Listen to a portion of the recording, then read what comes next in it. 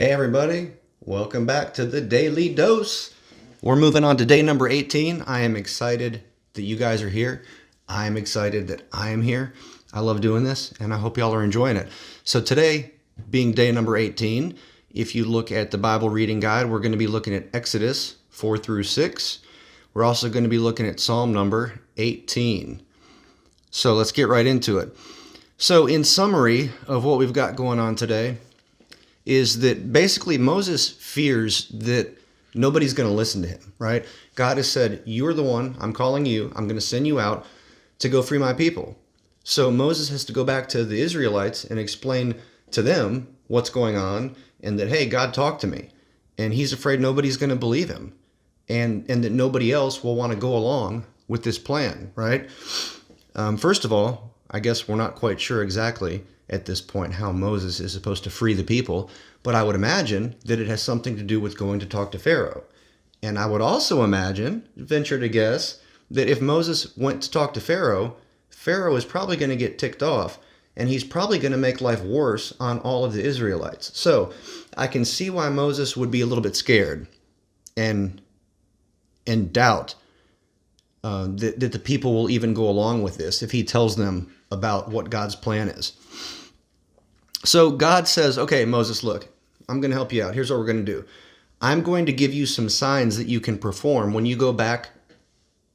That way people will believe that you actually talked to me and that I'm in this. I'm going to give you some signs that you can do. So he goes back to Egypt and he ends up going to Pharaoh. Okay. Pharaoh does not listen, to be expected, right? Pharaoh's like, whatever, I'm not going to let your people go. And Pharaoh ends up getting angry. So he takes his anger out on the slaves by making them build more bricks with less material. So now life is getting really, really hard for all of the Israelites. Moses doubts even more now. He's like, look, I tried, it didn't work. Not only did it not work, but now everybody's mad at me because I made it worse. The situation is worse. So God tells Moses to go back to Pharaoh. And this is where stuff starts to heat up and get really interesting. So strap on your seatbelts and get ready for these next few chapters. We get into some really interesting stuff, especially if you've never read the book of Exodus before. A few points of interest, though, I wanted to look at. Moses doubts the whole situation when God's telling him what his plan is. Moses doubts and he tries to get out of it, right? At one point in Exodus 4, he says, what if they don't believe me? That's his first objection.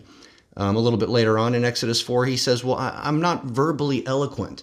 I have a speech impediment or I'm not good with words. And that's another reason why I'm not the guy for this. So a couple verses later, he just straight up says, God, please send someone else. Don't send me.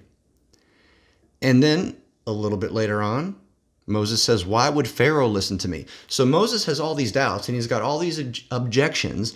He's got all these excuses on why he does not want to be involved with God's plan. He doesn't want to be the front man for this. He is not the guy. And oftentimes when God calls a person, there's plenty of examples in the Bible, but I know of quite a few in real life as well, that when God calls someone, it can be daunting. It can be scary. It can be overwhelming almost, right? But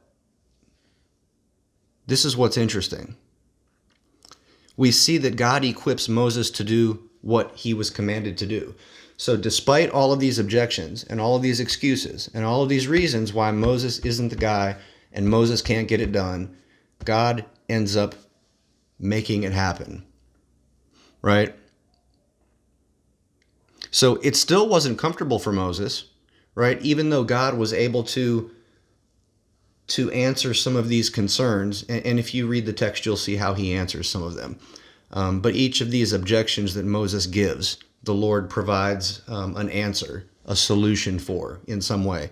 So even when God provides these solutions to Moses' objections, it's still not probably going to be fun or easy for Moses to go carry out this plan of God, because he's going to have to go back to Pharaoh.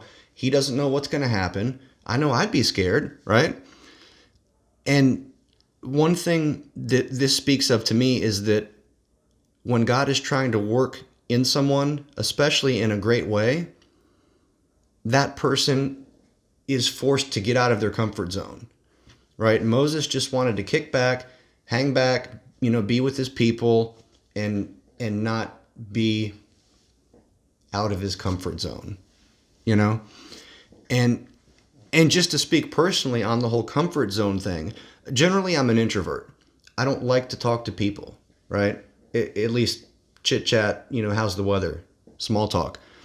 If I get to know you a little bit and I feel like our conversations have some meaning, then yeah, I have no problem talking to someone. But I'm just saying, generally speaking, I'm a quiet guy. I don't like to talk a whole lot. I don't like to be in the spotlight. I don't like to be the center of attention at a party or whatever. Maybe when I was a kid, but not so much anymore. So I'm doing this chaotic serenity thing and this daily dose thing. Now, I'm not saying that God called me to do these. I do feel led, like he prompted me to get involved. And I thought that these would be a couple of great ways for me to get involved.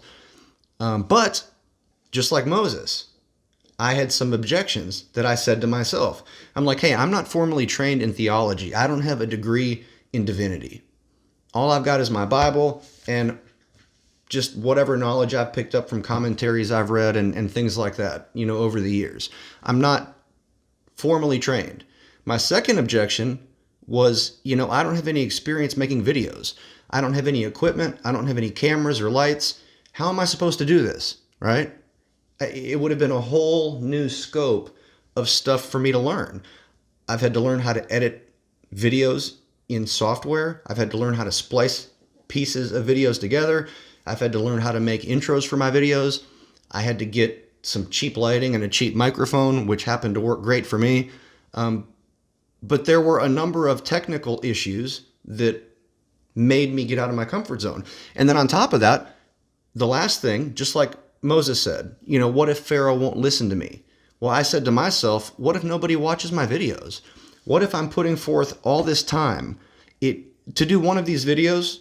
Just so you guys know, if you're curious, while these videos are only like 10 minutes long, give or take or less, I put about, on average, an hour or more into each video. So just the time reading the scripture, making notes, organizing all the files on my computer, downloading the video that I shoot on my cell phone onto my computer so that it can be edited. Once everything is said and done, it's at least an hour for every video that I post. When you factor in all the behind the scenes stuff. And so I thought, God, what if I'm putting in all this work and only a couple of people are viewing these videos? Is it worth it? At what point do I say, okay, this isn't working. It's not worth it. I'm going to stop and give up. But I felt like the Lord gave me a word and said, you're not just doing this for them, Adam. You're doing this for you. I feel like I'm doing this in order to help get me out of my comfort zone. I feel like I'm doing this as an exercise in obedience to the Lord because I am trying to workus. That was a combination between work and focus. New word. So if you ever see it, #workus, that's what it means. But I'm trying to work on my obedience. I'm trying to work on my faith. I'm trying to work on my self-control.